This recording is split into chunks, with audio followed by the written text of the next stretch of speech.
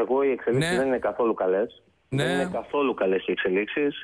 Πια διαπραγματευόμαστε νούμερα για κούρεμα στην Τράπεζα Κύπρου που κυριολεκτικά σοκάρουν. Έχουμε φτάσει στο σημείο το Διεθνές Νομισματικό Ταμείο και οι γενικώς οι δανειστές να ζητούν πια κούρεμα 60% παρακαλώ της 100%. 60% σε όλες. Αληθεύει αυτό το πράγμα. Εγώ δεν μπορώ να πιστέψω. Δηλαδή, με συγχωρείς, θέλουν να βγάλουν την Κύπρο εκτός Ευρωζώνης. Θέλουν, όχι, αυτή τη στιγμή οι Γερμαναράδες, οι φασίστες του Βερολίνου, οι ψυχασθενείς, θέλουν να βγάλουν την Κύπρο εκτός Ευρωζώνης. Γιατί άμα μου λες 60% κούρεμα, καταρχάς και τα υπόλοιπα κεφάλαια που θα μείνουν θα σηκωθούν να φύγουν από εκεί.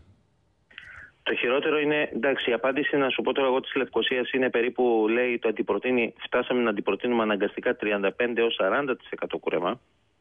Και το δυστυχώς της υπόθεσης είναι ότι μέσα στο κούρεμα περιλαμβάνονται και τα ασφαλιστικά ταμεία. Σημαίνει ο δειρμός και για τις... καλά, δεν νομίζω περνάει αυτό το πράγμα. Ο Αναστασιάδης θα πρέπει να φύγει από το νησί.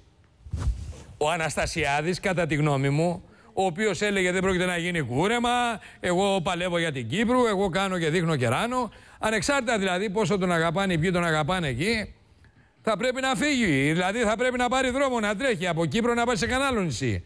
Διότι αν γυρίσει με 60% κούρεμα ή 50% ή 40% ή στο τέλος που είναι 35% αλλά είναι και τα ασφαλιστικά μέσα, φαντάσου τι θα γίνει, έτσι δεν είναι? Αυτό είναι το πρώτο μέρος από ό,τι φαίνεται μιας κατάστασης όπως διαμορφώνεται. Ακόμα δεν έχει κλειδώσει η συμφωνία, θα πρέπει να το πούμε αυτό. Δεν έχει κλειδώσει ακόμα καμία συμφωνία. Τι σας λένε δηλαδή, φαίνεται... μήπως τα λένε αυτά για να έρθει μια συμφωνία του 20% και να πει ο κυπριακός λαός αχ, ανακουφισμένοι είμαστε τώρα, με 20% ξεμπερδέψαμε? Νομίζω ότι δεν υπάρχει πια ποσοστό 20%. Άλλωστε ο κ. Σόιμπλε από την περασμένη εβδομάδα είχε θέσει κατευθείαν στο τραπέζι κούρεμα 40%. Δεν υπάρχει αυτή τη στιγμή θέμα για 20%.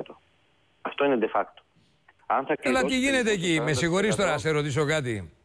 Έτσι, πες το στον αέρα τώρα. Τι γίνεται τώρα εκεί? Δεν μπορεί να σας ήρθαν όλα από τον ουρανό αναπάντεχα, Skyfall. Δεν μπορεί να ήταν έτσι. Με συγχωρείς πάρα πολύ. Εδώ πρέπει να ήξερε και ο προηγούμενος ο Χριστόφιας και ο Αναστασιάδης τι συμβαίνει. Δεν μπορεί να μην είχαν εκατέρωθεν βολιδοσκοπηθεί η μία πλευρά και από την άλλη οι Γερμαναράδες και οι υπόλοιποι.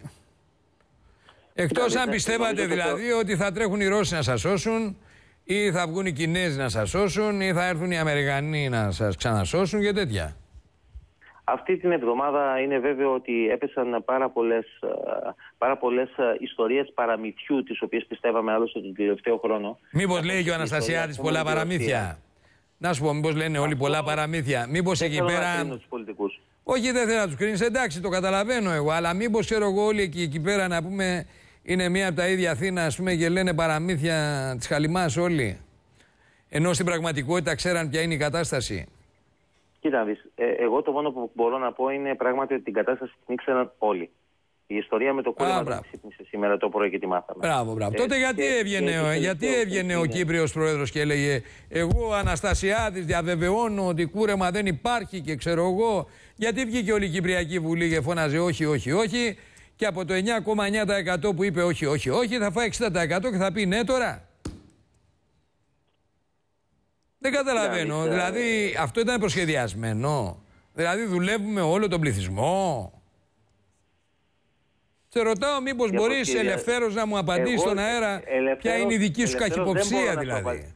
Ελευθέρως δεν μπορείς, ναι, δεν μπορείς. Δεν μπορώ να απαντήσω στον αέρα. Έχεις απόλυτο δίκιο. Γιατί άκουγα σήμερα και τον Αρχιεπίσκοπο που έλεγε ότι καλύτερα να πάμε να περπατήσουμε τη δική μας χειροκοπία όπως θέλουμε εμείς παρά να μας πάνε αυτοί και κάτι τέτοια. Από Άμβονος τον άκουγα.